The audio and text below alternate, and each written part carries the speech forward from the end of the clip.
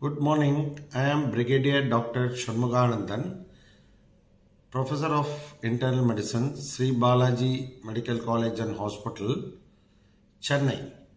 Today, I will be taking a talk on antiphospholipid syndrome. First, I will begin with a case vignette. A 32-year-old lady had come in the 7th month of pregnancy with this obstetric history: G7, P2, A4 and L0. What do you think the patient has got? The patient has got recurrent abortion, most of them in the second trimester. And this is the profile of patients who present with pregnancy morbidity due to antiphospholipid syndrome.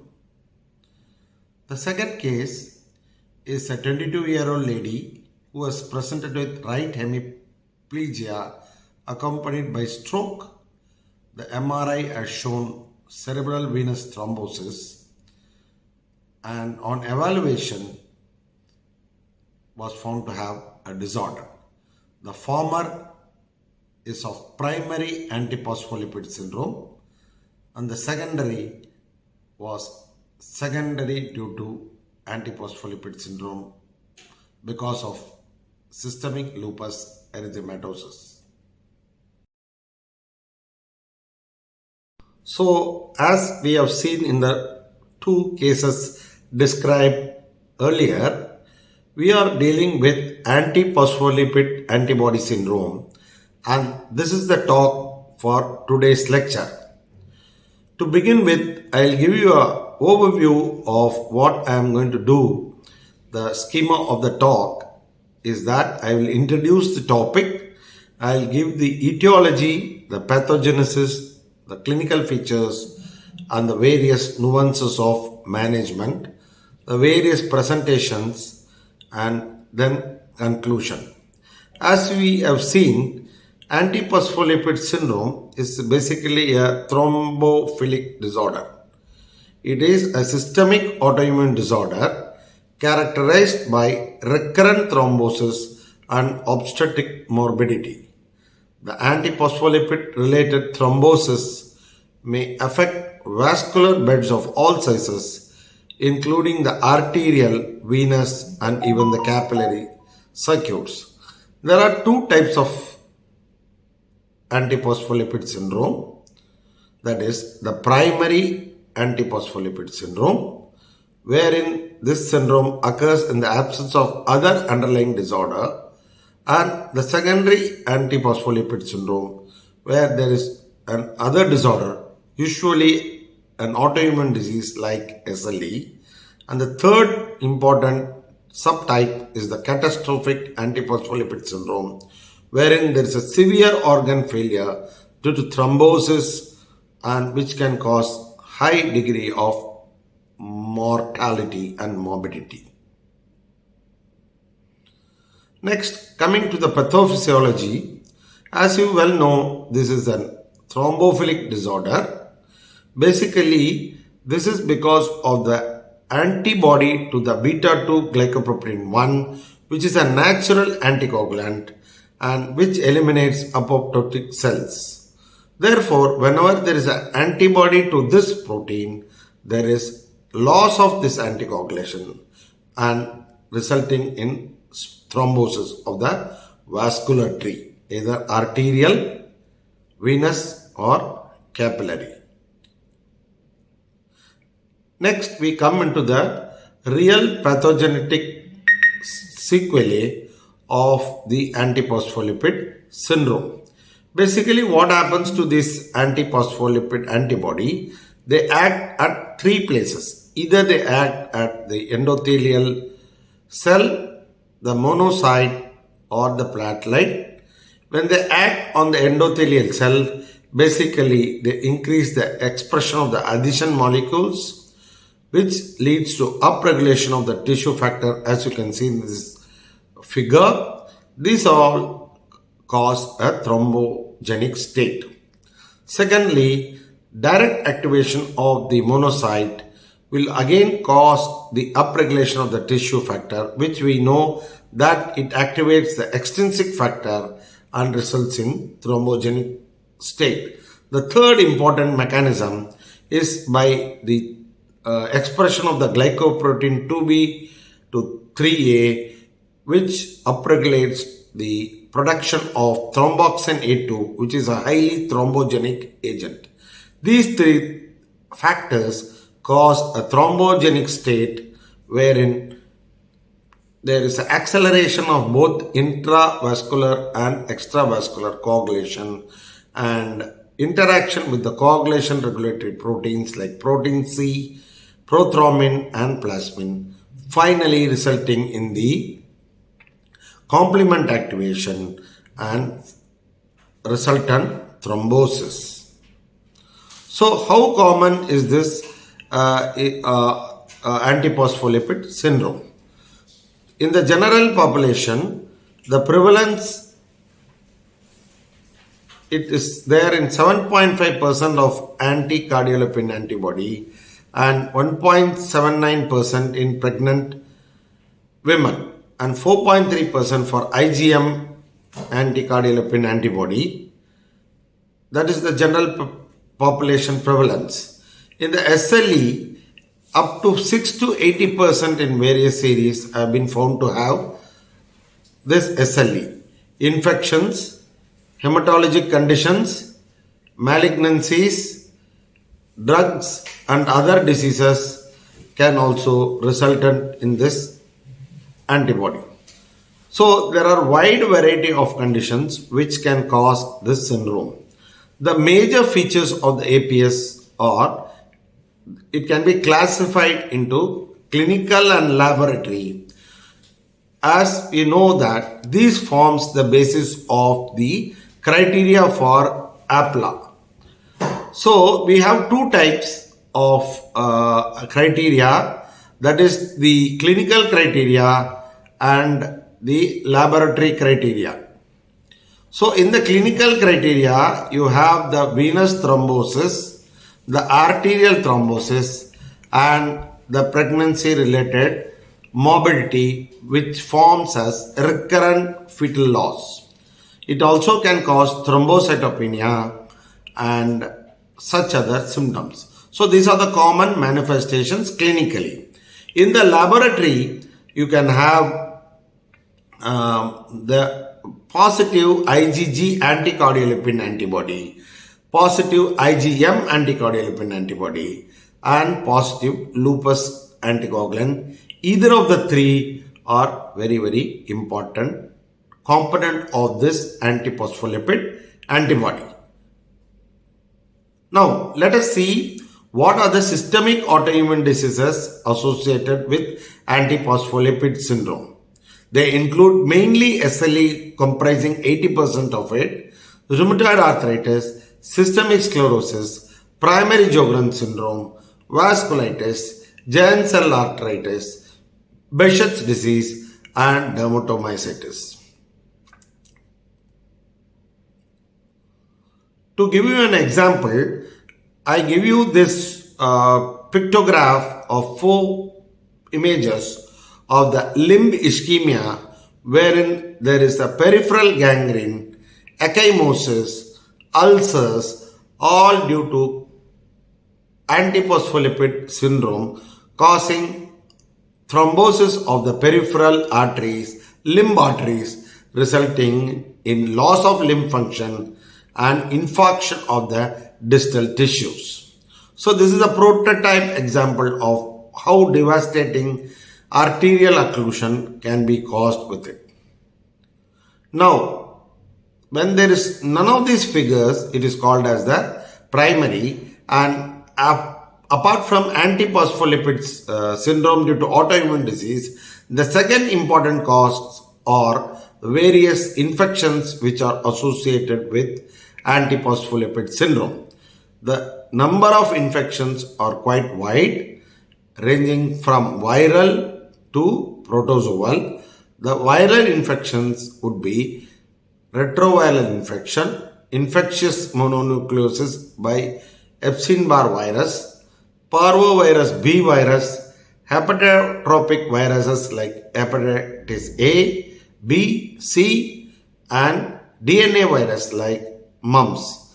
A wide variety of infections can also cause antiphospholipid syndrome, though in low titers that include syphilis, tuberculosis, leprosy, infective endocarditis, rheumatic fever, and Klebsiella. Few protozoal infections like malaria and toxoplasmosis also are implicated with this disease. Now, I will give a snapshot view of one of the large vessel manifestation, the most commonest manifestation of antiphospholipid syndrome in the community is the DVT or deep vein thrombosis. This is the most frequently associated thrombotic clinical manifestation of antiphospholipid syndrome due to the variety of mechanistic reasons. There can be accompaniment with chronic venous insufficiency, ulcers, stasis, and there can also be superficial thrombophlebitis. DVT many a times can be asymptomatic and they can present as pulmonary embolism due to the propagation of this thrombosis, especially the thrombosis of the iliac and the pelvic vein. This figure shows where all the thrombosis can occur. As you can see in this figure of the homunculus, you can see an expanse of thrombosis right from the various veins, including the veins supplying the major organs like the renal veins and the superficial and deep veins of the limbs, and in addition the various arteries which can range from the cerebral artery, retinal artery, limb arteries, and the organ arteries like the renal artery, coronary artery, pulmonary artery, and the mesenteric artery. So the manifestation will depend on which particular artery is involved.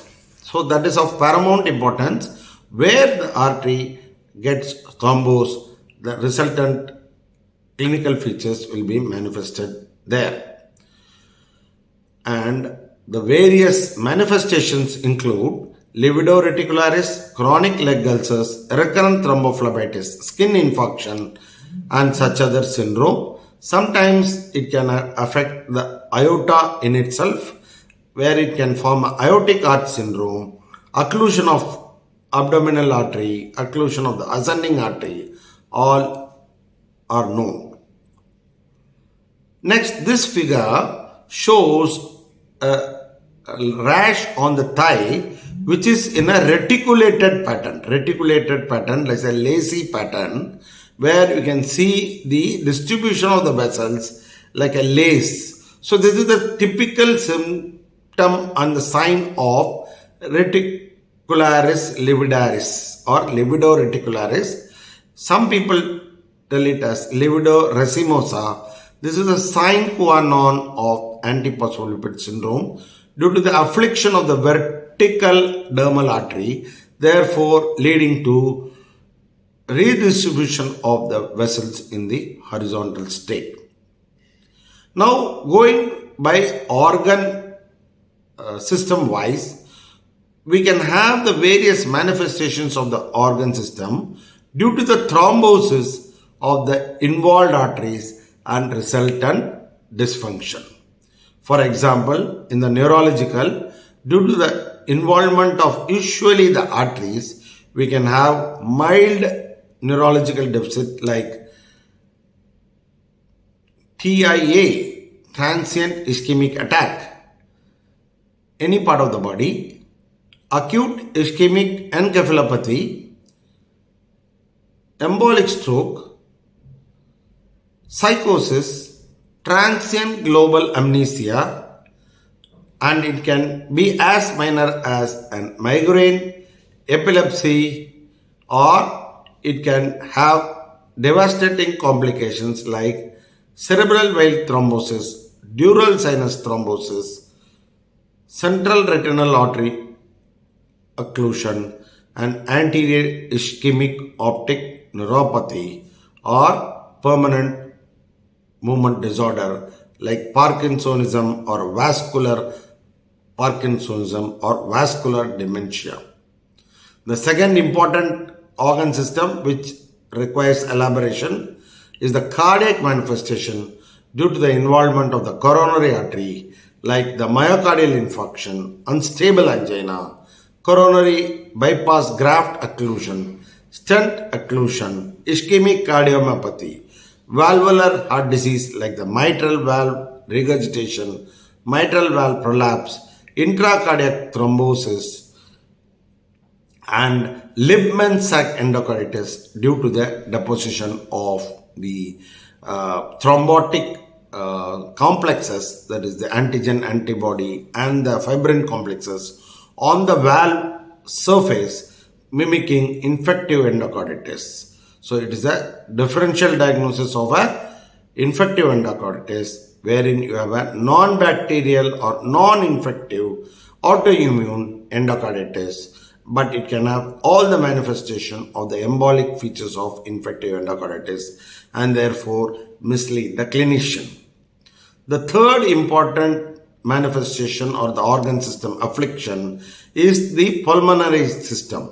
The pulmonary system being in direct continuation of the venous system and the venous drainage, it is but natural to have that you can have pulmonary embolism, pulmonary infarction, pulmonary hypertension, pulmonary arterial occlusion, adult respiratory distress syndrome in a catastrophic state, and the postpartum syndrome of hypercytokine state.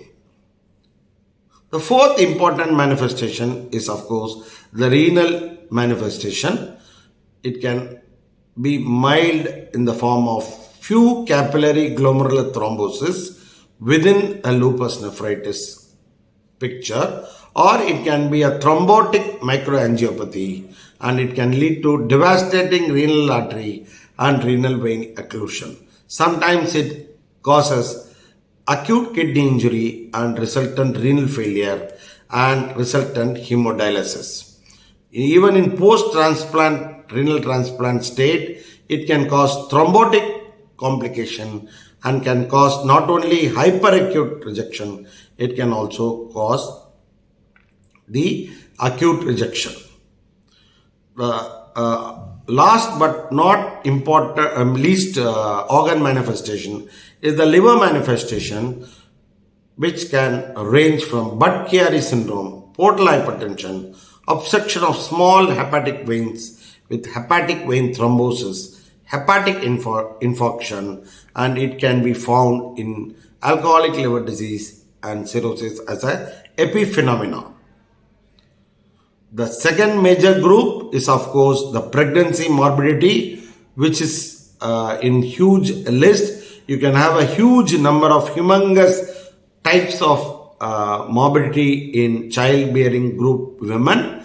It can range from maternal issues like toxemia of pregnancy, preeclampsia, eclampsia, HELP syndrome, postpartum cardiomyopathy, chorea gravidum, and postpartum cerebral infarction.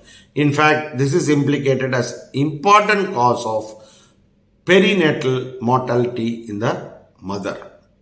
In the fetus, because of the involvement of the vessels it can cause a wide variety of manifestation in the fetus, which includes usually the abortion due to the thrombosis of the vertical spiral uterine artery and fetal death later onwards, intrauterine growth retardation due to ischemia through the umbilical system, abruptio placentae due to placental insufficiency, neonatal stroke, and disseminated neonatal thrombosis.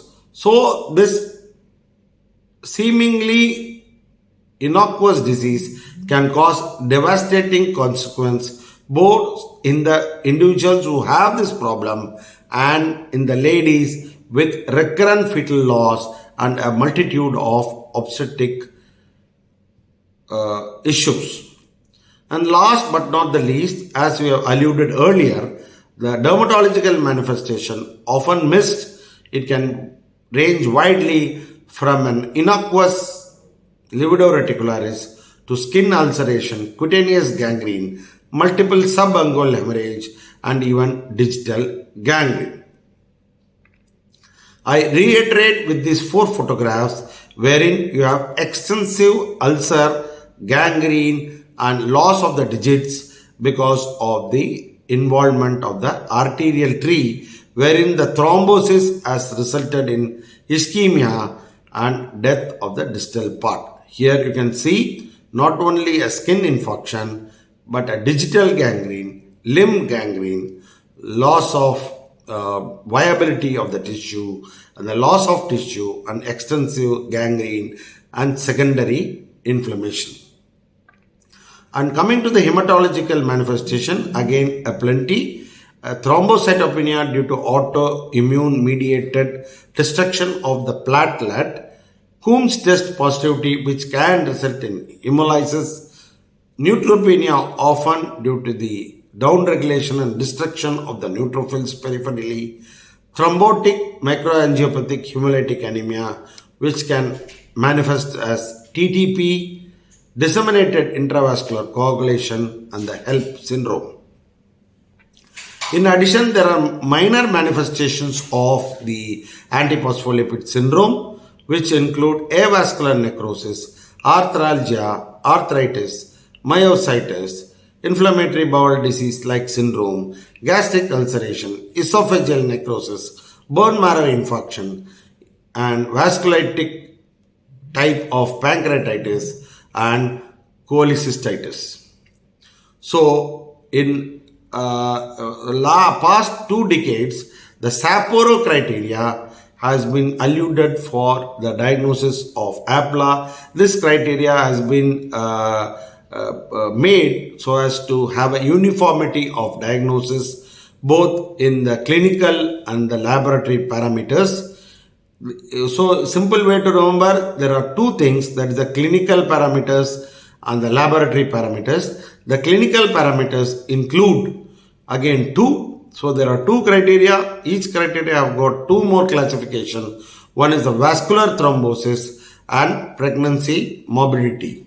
The vascular thrombosis can be either arterial, venous, or small vessel thrombosis. The pregnancy morbidity can be either a fetal death at or beyond 10th week of gestation and more than 1 premature birth before the 34th week of gestation due to severe eclampsia or placental insufficiency and more than 3 consecutive pre-embryonic losses, that is before the 10th week of gestation. These are the clinical criteria, and the lab criteria, again like clinical criteria, can be into the following categories: either a positive lupus anticoagulant as defined by International Society of Hemostasis and Coagulation, and raised anti-cardiolipin antibody IgG and IgM as per the titers explained in the criteria, and the presence of anti-beta 2 glycoprotein 1 antibody, either IgG, IgM, in high or medium titers. These be done 12 weeks apart for consistency and credibility. Note the other antiphospholipid syndromes which are minor, which are to antithrombin and annexin, and other phosphatidylcholine, phosphatidylinosol are not included in this criteria. So after this, we come into the diagnosis. Once for the diagnosis, you should have at least one clinical criteria or one lab criteria. The lab diagnosis, as I've told you, these are the list of tests which you need to be done. We have to do both IgM and IgG anti-cardiolipin antibodies and IgM anti-beta 2 GP1 antibodies. And of course, we need to do lupus anticoagulant by various tests as specified. This may include dilute Russell Viper venom time, ticarin time, typen time, and kaolin clotting time. And as I told you again, to reiterate, we need to repeat this assay after 12 weeks and for confirmation. So if there are, if it's not increased, then that we have to take it as indeterminate. Other antibodies, as I told you, against annexin 5, protein C, phosphatidylcholine, phosphatidylinositol, phosphatidic acid are not used in the ambit of diagnosis. And finally, we come into the treatment of this disorder.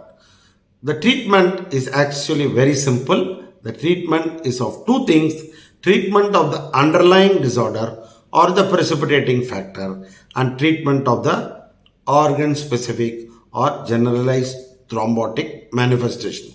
Usually, I would like to submit that the thrombocytopenia does not in itself warrant a thrombosis, because paradoxically, though there is a prolongation of lupus anticoagulant and thrombocytopenia, we have a paradoxical clinical feature in the form of thrombosis, which is itself is an oxymoron. Clinically, there is thrombosis, but however, in the test, you are getting antiphospholipid syndrome. Now, just to give a simple view of what do you do in pregnancy, we need to prevent fetal loss in patients with prior history. A low dose of aspirin is enough. LMH is started for patients who fulfill the criteria of Sapporo criteria, either if there is high risk pregnancy and whether there is a evidence of thrombosis during the pregnancy. Warfarin is given only in the second trimester, but oftentimes for ease of manifestation and prevention of adverse effects and the need of monitoring, we give low molecular weight heparin through and through the pregnancy. Though newer therapy like rituximab, direct acting oral anticoagulants, and eculizumab, which have been tried, IVIG, high dose steroids, hydroxychloroquine, and immunosuppression have been tried, but they are not in the standard of care. So the standard of care remains anticoagulation. So to sum up, we have done the various aspects of the antiphospholipid syndrome, the nuances of the etiology, the clinical manifestation, the lab diagnosis and manifestation. A word about catastrophic antiphospholipid syndrome, which is very interesting. You should have 2 or 3 organ system dysfunction who presents in a catastrophic stage. The antiphospholipid syndrome at that time may or may not be positive. It's a clinical diagnosis and mortality is up to the tune of 90%. So the recognition is clinical and treatment is empirical. Thank you for patient listening.